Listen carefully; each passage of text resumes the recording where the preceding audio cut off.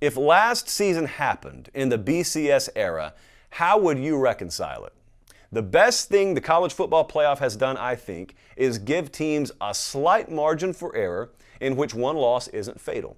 With the BCS, Georgia, number one for most of the year, would get no shot in 2021. So is that fair or foul? Well, this is a really interesting question for me because of the stance I've taken on the playoff. To be clear, I've told you not only do I think 4 is plenty, I think 4 may even be too many. I'd rather just go back to the BCS model. Well, what Andre's saying is, all right, well, let me hit you with a scenario that already happened. It's not hypothetical.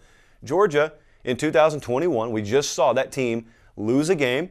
They go on to win the national championship. So clearly, they were qualified, like they were worthy.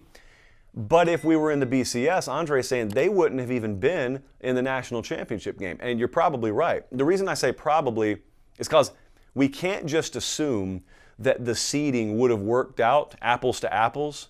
You know, in other words, if you're a committee member and you know you have a 4-team playoff, you can afford to drop Georgia. Just as long as you still got them in the playoff, you can afford to drop them. Whereas if it were the BCS, I think it would have worked out the same way. I don't know. But let's just assume for the sake of argument, yeah, Georgia would have fallen out of the top 2. They would have been out. Here's my personal feel, but it's radically different than most of your feels. My personal feel on it is I'd say, oh well, because this kind of happened to Georgia in a way in 2007. 2007, they lost a game to Tennessee.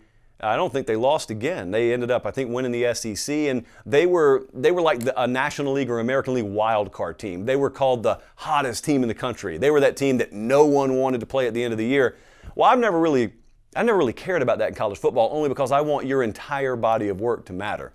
You cannot have urgency in week 1, week 2, and week 3, but also reward the hottest teams in the country at the end of the year.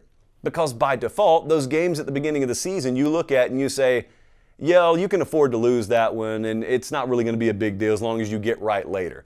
There's a healthy balance of that. I don't want a lot of that. So anyway, back to my point I was going to make. With Georgia this year, maybe they wouldn't have made the national championship game. And maybe I would have looked at that and said, oh, well, you know, what would have been Alabama, Michigan, I guess? I would have looked at that and I would have said, oh, well, that's a really good team that had a shot. You know, Georgia had a very workable schedule. They had one hard game, and they got beat soundly in the SEC championship game in that one very difficult game. And I'm talking about after the Clemson game in week 1, and Clemson ended up being not quite the product we thought they'd be. So clearly, Alabama played one elite team, and they didn't get the job, or Georgia played one elite team, they didn't get the job done.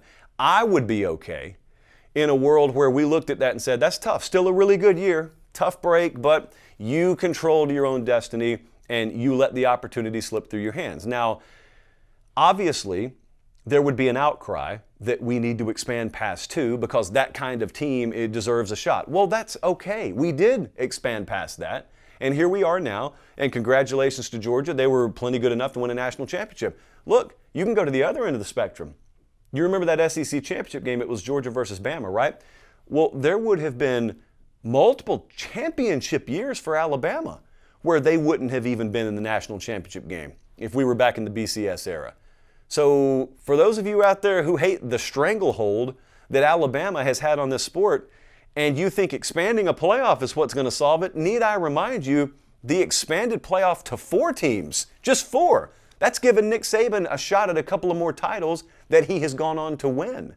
So I was okay back in the day where you could finish 3rd or 4th, you go to a really high-level bowl game, but no, you're not playing for national championship. But the reason I tell you my feel on this is in the minority is because, as I told you explicitly on Late Kick Live the other night, I don't let my passion for this sport revolve around a national championship game. Never has. So I care about the regular season. So I'm totally fine with looking at a team that has a really good year and loses 1 or 2 games and doesn't get a shot to play for national championship. I'm okay looking at that and saying, really good year. Way to go, guys. You're not going to play for a national title, but way to go. Like you've still accomplished a lot. That's just the different lens with which I look at this sport through. In the NFL, that's not how I watch pro sports. But in college football, that's how I watch college football. So, Andre, I will tell you this. At the very least, if we were back in that BCS era again, wherever Georgia ended up going in bowl season, you sure would have cared about it. Because I remember that 07 season. And I remember they played Hawaii in the Sugar Bowl.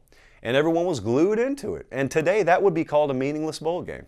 You know, a lot of people call those meaningless bowl games. And so if that's the trade-off for expanding a playoff, nah, you can keep that. I want to go right back to contracting to as small of a postseason championship model as I can have in exchange for maintaining the integrity of every other aspect of this sport. That's just me.